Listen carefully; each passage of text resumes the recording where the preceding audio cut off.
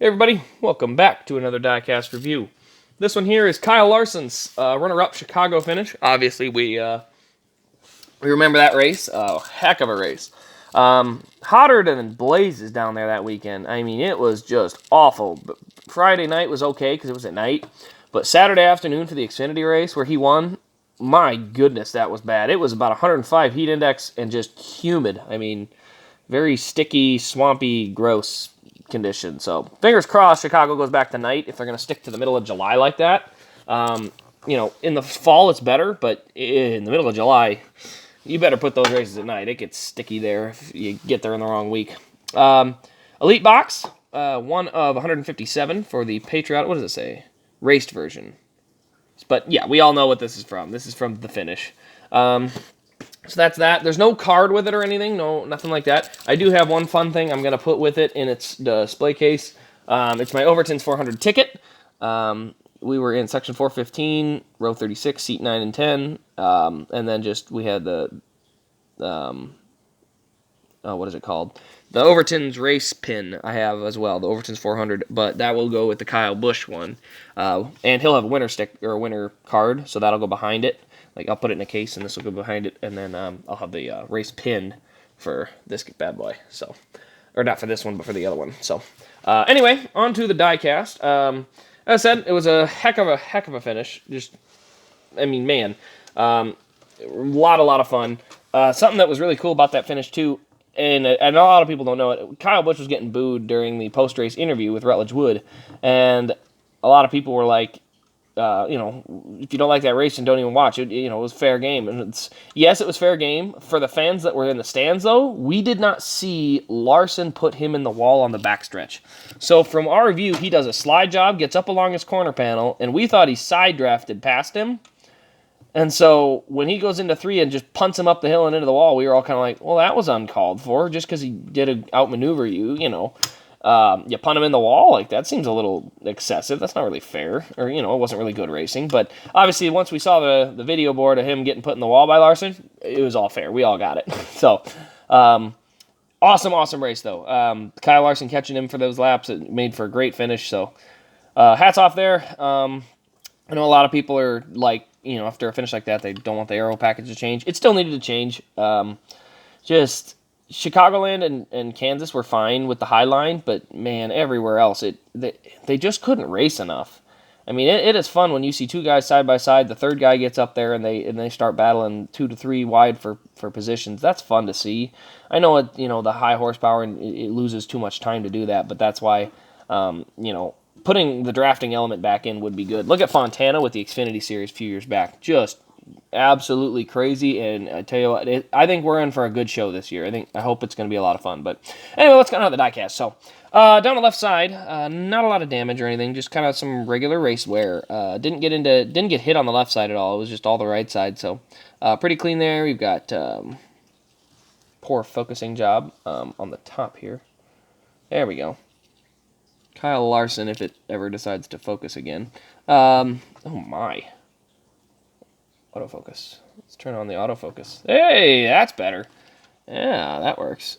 So, anyway, we got credit 1. We got all the patriotic scheme. I didn't think they were going to offer it at first.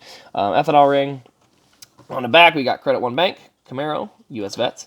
DIN 112. We're going to pop this trunk open, take a look inside. There's our fuel cell there.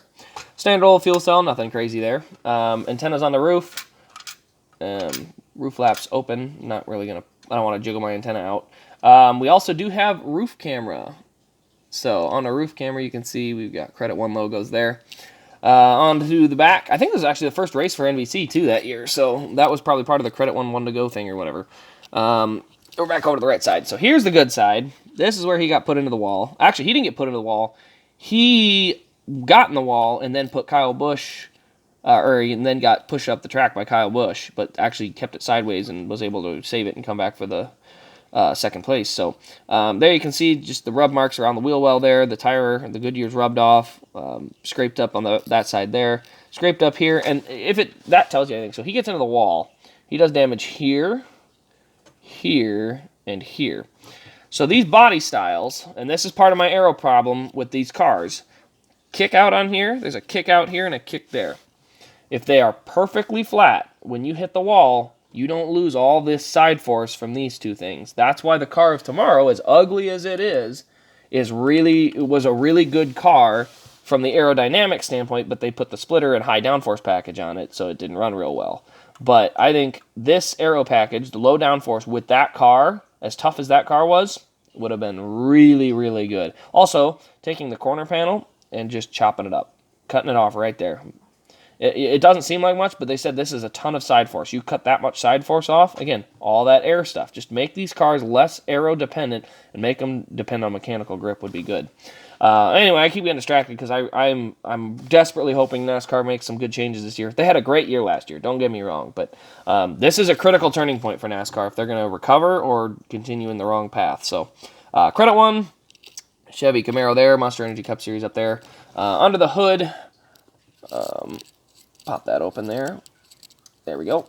There you can see where the little hoses should be. They're the 4 holes for the plug wires that aren't there because of the, they're the old Elite motors, but not with the wires. So it'd be cool if I could get some wire kits, put those in, because, I mean, they would look pretty cool, in my opinion. But, whoops, hit my lamp. Would be cool if I could get a few of those. I think that'd be really neat. But underneath, we've got DIN number 112, and then that's the detail. Again, Elites have pretty solid detail. I'm pretty happy with them, but would be really cool if we could have an extra, the real deal Elite with braces, tethers, wires, hoses, seat belts on the inside. I mean, just really cool stuff because, I'm going to pull down the old 07.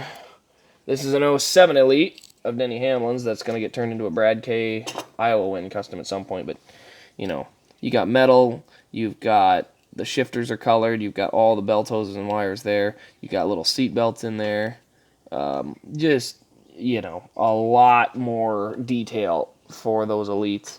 Obviously, they cost a lot more, or not a lot more, they cost about $20 more, but, be cool to get that kind of detail back, because, I don't even think the steering wheel turns anymore. It used to turn with the car when you would turn these wheels, and it doesn't even do that, so, overall, cool car. Again, being at the race makes it really fun.